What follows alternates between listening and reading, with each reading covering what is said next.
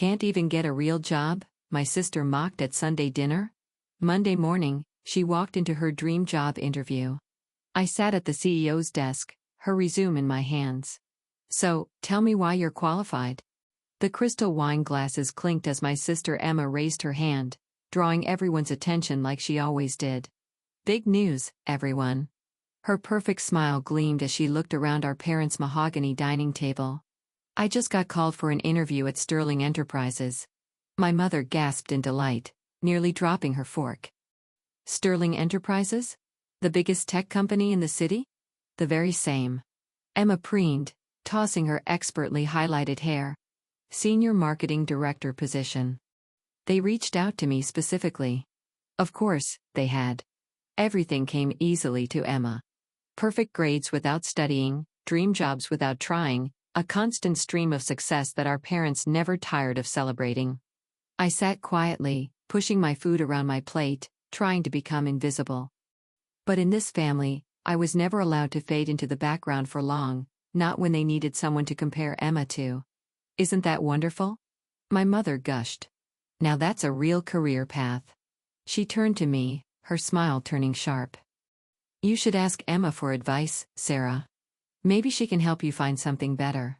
Better than what I was doing now, she meant.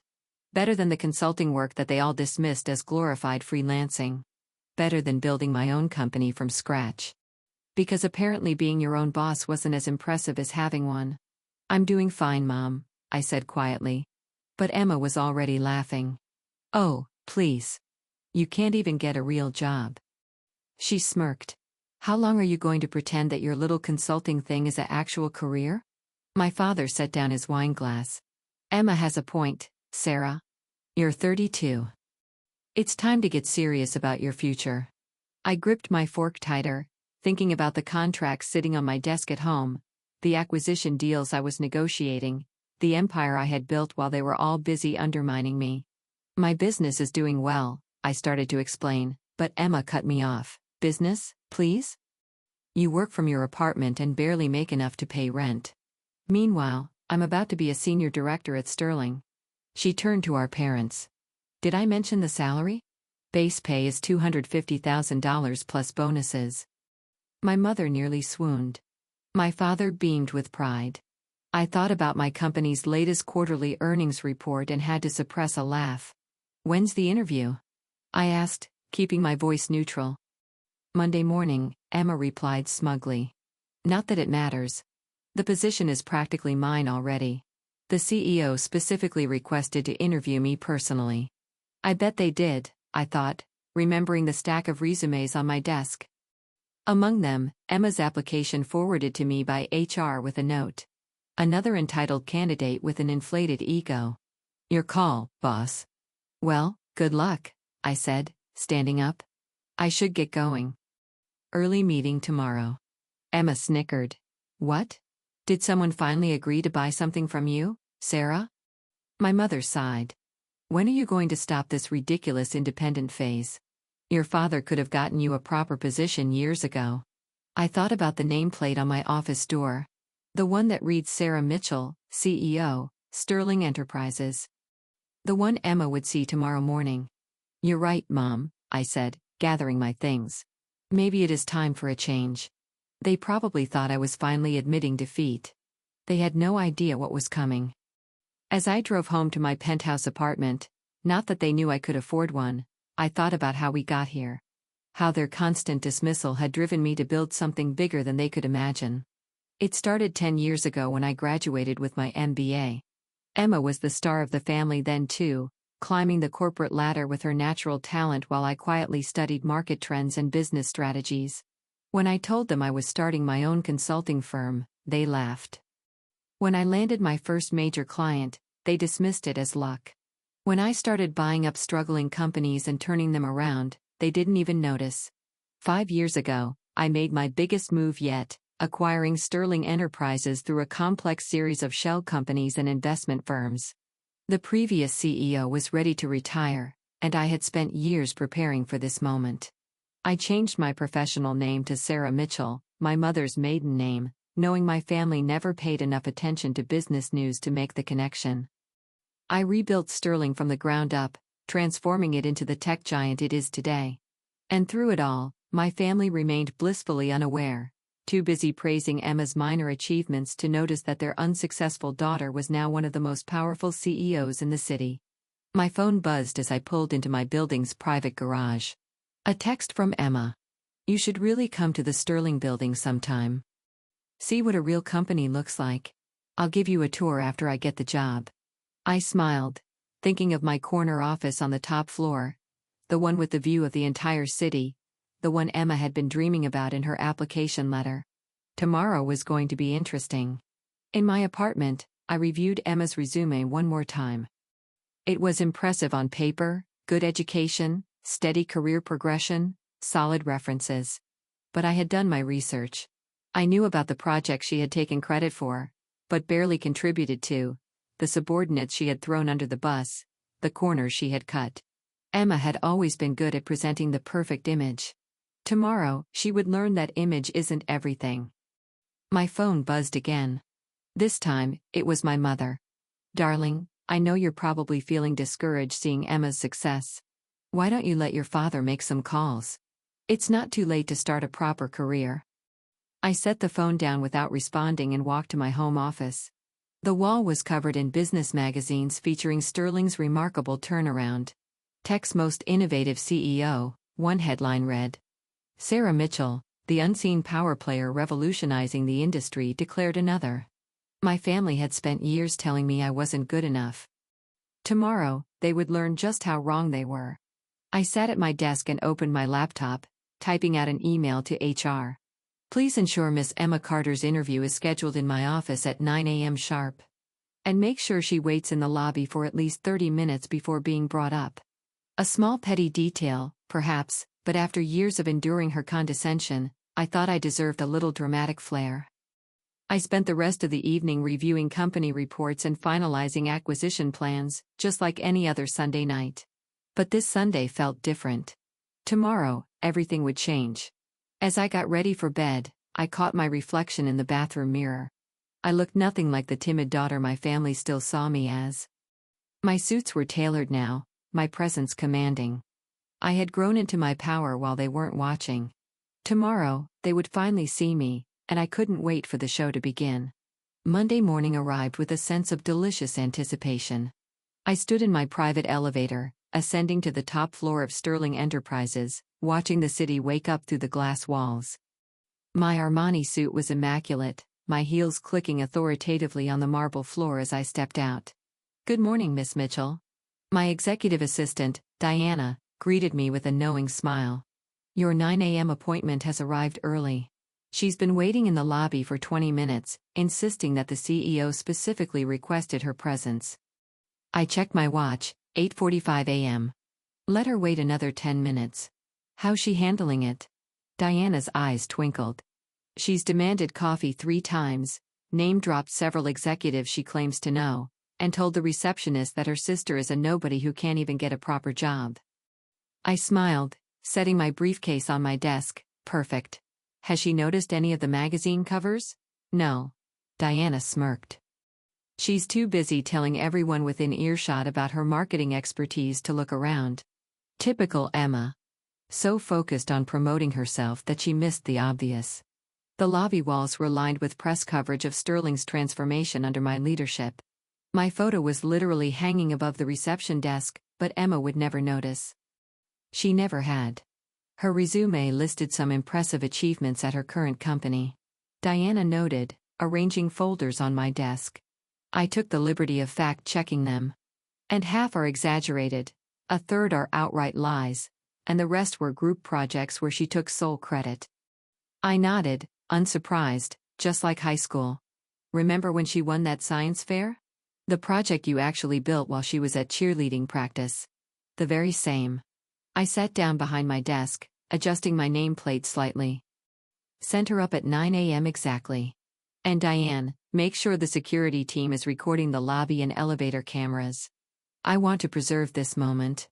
At precisely 9 a.m., my office phone buzzed. Miss Carter is here for her interview, Diana announced formally. Send her in.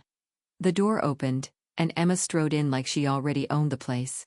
She wore an expensive but slightly too flashy suit, her confidence bordering on arrogance. Then she saw me sitting behind the CEO's desk. The color drained from her face. "Sarah?" she stammered, frozen in the doorway. "What? What are you doing here?" "Good morning, Emma," I said pleasantly. "Please take a seat. We have a lot to discuss about your application for the senior marketing director position." She didn't move, her mouth opening and closing like a fish out of water. "But I'm supposed to meet with Sarah Mitchell, the CEO." I smiled, gesturing to my nameplate. That would be me. Sarah Mitchell, formerly Sarah Carter. Though I'm not surprised you didn't make the connection, you never did pay attention to anything I did. Emma sank into the chair across from me, her perfect composure cracking. "This is impossible. You're just a consultant. You work from your apartment." Actually, I leaned back in my chair, enjoying this moment. "I own this building and several others. Sterling Enterprises has been my company for the past 5 years." I pulled out her resume. "Now shall we discuss your application? I have some questions about these achievements you've listed." "You can't be serious," Emma whispered, her voice shaking. "You can't be the CEO. You're nobody. That's what you all thought, isn't it?" I kept my voice calm, professional. Poor Sarah. Can't even get a real job. Just a nobody working from her apartment. "Tell me, Emma, did you ever once ask what kind of consulting I did? What companies I worked with, or were you too busy bragging about your own mediocre accomplishments?" She flinched. "I didn't."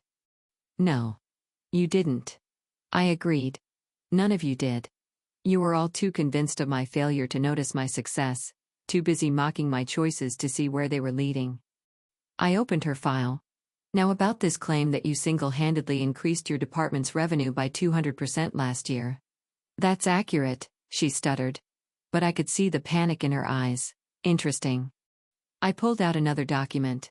"Because I have here the annual report from your company. The entire marketing department only saw a 30% increase. And according to your former colleagues, that was primarily due to a campaign developed by your junior team, the one you rejected initially but took credit for after it succeeded." Emma's face went from pale to red. "You've been investigating me?" "I investigate all potential senior executives thoroughly.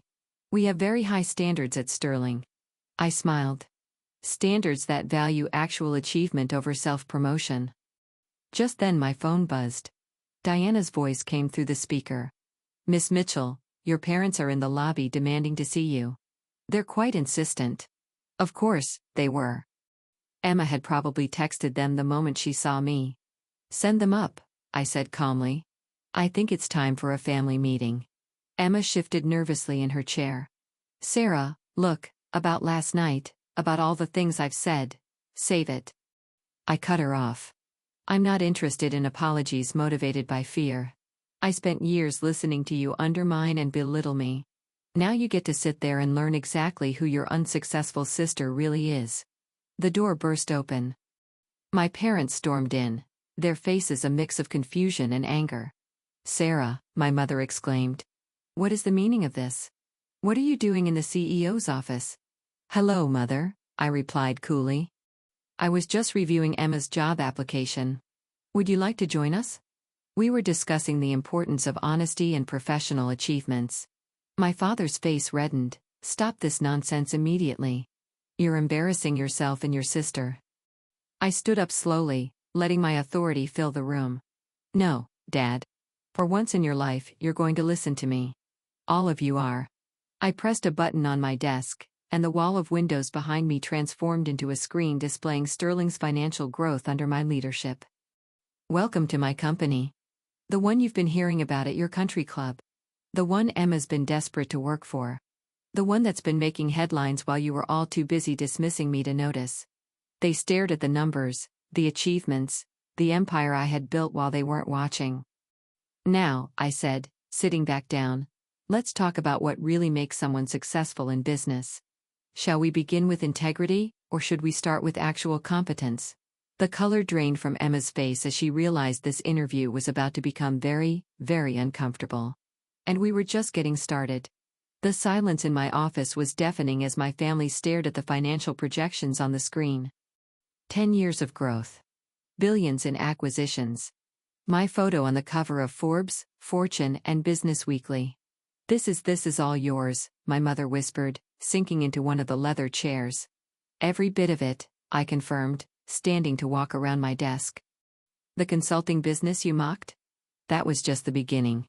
While Emma was bragging about her mid-level marketing positions, I was buying and transforming struggling companies. While you were lamenting my lack of a real job, I was building an empire. My father, always quick to anger, found his voice first. "Why didn't you tell us? Why keep this secret?" I laughed, but there was no humor in it. "Tell you? Like I tried to tell you about my first major client or my first successful company turnaround or any of my achievements that you dismissed because they didn't fit your narrow definition of success." Emma shifted uncomfortably in her chair. "Sarah, if we had known, that's exactly the point." I cut her off. "You only care now because of what I've built, not who I am. You're only interested because of the power and money, not because you're proud of what I've accomplished." I pressed another button on my desk, and security footage from last night's dinner appeared on the screen. Emma's mocking voice filled the room. "Can't even get a real job. Stop." Emma pleaded, her face flushing.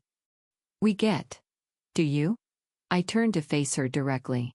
"Because I've been watching you build your career on exaggerations and stolen credit. I've talked to your former colleagues, your supposed references. I know exactly how you've gotten every position you've ever held." My mother stood up, smoothing her designer dress nervously. "Surely, we can work something out. We're family after all." "Family?" I picked up Emma's resume. Like when Emma took credit for my science project in high school or when she told her college friends I was a drug hound because I started my own business instead of following the corporate path. That kind of family. "I was young," Emma protested weakly. "We all make mistakes." "Yes. We do." I agreed. "And now you get to face the consequences of yours, Diana." My assistant entered with a thick folder. "The investigation results you requested, Miss Mitchell." "Thank you." I opened the folder and began reading. Falsified achievements, stolen ideas, workplace bullying complaints. I looked up at Emma. "Did you really think none of this would come out during our background check?" Emma's face went pale. "Those accusations were never proven. Because you had Daddy's lawyers shut down every investigation," I finished for her. "But Sterling takes corporate integrity very seriously. We thoroughly vet all potential executives." My father stepped forward, his business negotiation face on. "Now, Sarah, surely we can discuss this privately as a family." "You lost that right last night," I replied calmly. "When you sat there and let Emma mock me, when you suggested I needed your help to find a real job, when you once again made it clear that nothing I did would ever be good enough." I pressed another button on my desk. The office door opened and Harold Bennett, my chief legal officer, entered. "Harold, please explain to my family the consequences of submitting fraudulent information on a Sterling Enterprises job application." Harold adjusted his glasses. "Falsifying credentials and experience on an executive-level application as grounds for immediate rejection and potential legal action, especially if previous employers wish to pursue damages for defamation or intellectual property theft." Emma's composure cracked completely. "You wouldn't. You can't." "Can't what?" I asked softly. "Protect my company from someone with a proven history of dishonesty, enforce our ethical standards, or are you